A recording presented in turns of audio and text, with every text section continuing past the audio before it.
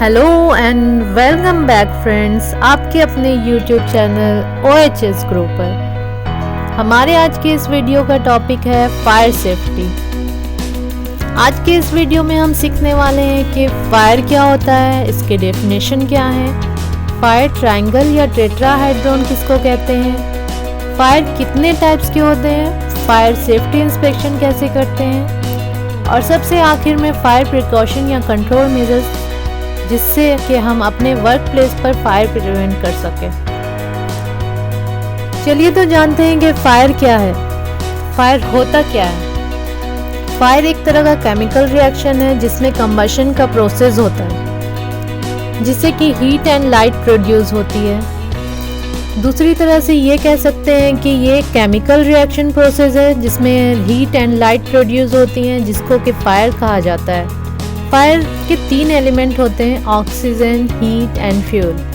इन तीनों एलिमेंट के मिलने से फायर लगती है। अगर इन तीनों एलिमेंट में से किसी एक को भी निकाल दें या अलग कर दें तो फायर बुझ जाएगी, जिसको कि फायर एक्सटिंग्विशिंग मेथड भी कहते हैं।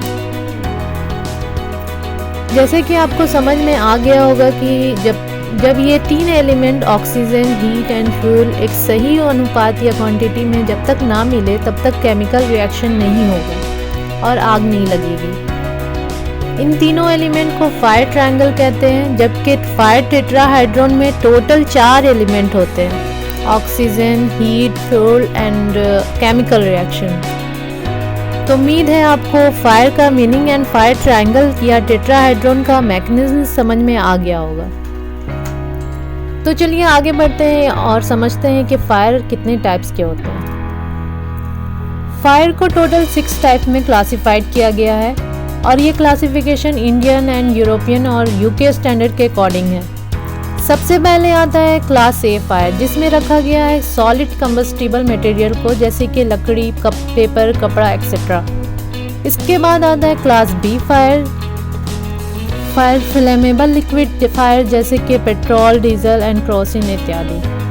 फ्लेमेबल का मीनिंग होता है ज्वलनशील पदार्थ जिसका फ्लैश पॉइंट 37.8 डिग्री से कम हो।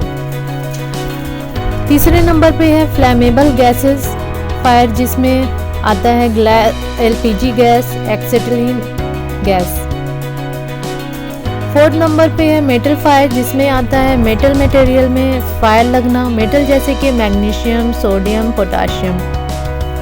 इलेक्ट्रिकल फायर, जिसमें कि फायर इलेक्ट्रिकल शॉर्ट सर्किट की वजह से होता है। और लास्ट किचन और कुकिंग ऑयल फायर, जिसमें कि ऑयल और फैट फायर। आपकी नॉलेज के लिए ये जानना बेहद ज़रूरी है कि फायर का एक और क्लासिफिकेशन होता है जो कि अमेरिकन स्टैंडर्ड, जिसको कि ओशा और national fire protection agency NFPA follow करती है। ज़्यादातर ऑयल एंड गैस इंडस्ट्री में इसी स्टैंडर्ड को फॉलो किया जाता है। इसमें फायर के टोटल 5 टाइप्स होते हैं। सबसे पहले आता है क्लास ए फायर, जिसमें रखा गया है सॉलिड कंबस्टिबल मटेरियल को, जैसे कि लकड़ी, पेपर, कपड़ा एक्सेट्रा। इसके बाद आता है class B fire, flammable liquid fire, जैसे कि पेट्रोल, डीजल एंड केरोसिन इत्यादि। तीसरे नंबर पे आता है क्लास सी फायर, जिसमें आता है इलेक्ट्रिकल फायर। 4th नंबर पे है मेटल फायर, जैसे कि मैग्नीशियम, सोडियम, पोटेशियम। इसमें सबसे लास्ट में है क्लास के फायर, जिसको कि किचन और कुकिंग ऑयल फायर कहते हैं। तो ये था क्लासिफिकेशन ऑफ फायर। आइए अब जानते हैं फायर सेफ्टी इंस्पेक्शन करने में क्या क्या फैक्टर्स जो इम्पोर्टेंट है। फर्स्ट, इमरजेंसी एग्जिट लॉक होना या किसी मटेरियल से ब्लॉक किया गया हो। अनवांटेड कंबस्टिबल मटेरियल का ढेर, जैसे कि वेस्ट पेपर या लकड़ी का वेस्ट या कचरे का ढेर जिसमें आग लगने का खतरा हो।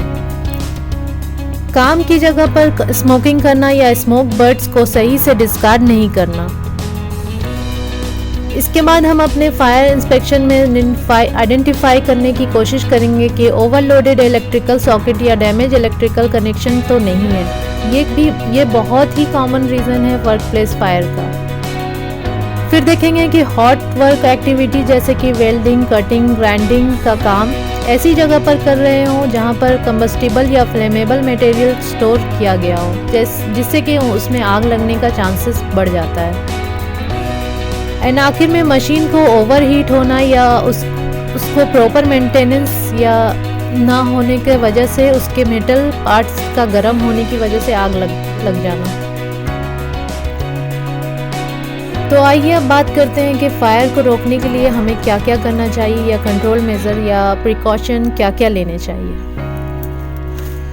एक बात हमेशा याद रखें कि सबसे बेहतर फायर से बचने का तरीका फायर को बुझाना नहीं बल्कि फायर को लगने से बचाना है, जिसे कि फायर प्रिवेंशन भी कहते हैं। फायर प्रिवेंशन में सबसे पहले तो ये है कि अपने वर्किंग एरिया को आप क्लीन एंड मेंटेन रखें। इसके बाद ये है कि फायर डिटेक्शन सिस्टम इंस्टॉल करें, जैसे कि smoke detector, fire sprinkler system, fire alarm system etcetera. फिर आता है कि इमरजेंसी प्लान बनाएं और उसको इफेक्टिवली इम्प्लीमेंट करें। केमिकल या फ्लेमेबल मटेरियल्स को सुरक्षित जगह पर स्टोर करें, जैसे कि केमिकल स्टोर कैबिनेट या रूम साथ में ड्रिप ट्रे और बंद वाल प्रोवाइड किया गया हो। इसके बाद ये इंश्योर करें कि electrical wiring cable and connection safe हो, ओवरलोड कनेक्शन ना किया गया। फिर इसके बाद ये सुनिश्चित करना कि फायर एक्सटिंग्विशर इंस्टॉल किया गया हो, फायर वार्डन की तैनाती की गई हो और उनको फायर सेफ्टी की ट्रेनिंग दी गई हो। आखिर में ये है कि फायर ड्रिल को रेगुलर 3 मंथ पर कंडक्ट करना, जिससे कि एम्प्लॉय रियल इमरजेंसी में पैनिक ना होंगे और सेफली अपने वर्क एरिया से बाहर आकर असेंबली पॉइंट पर जमा हो जाएंगे।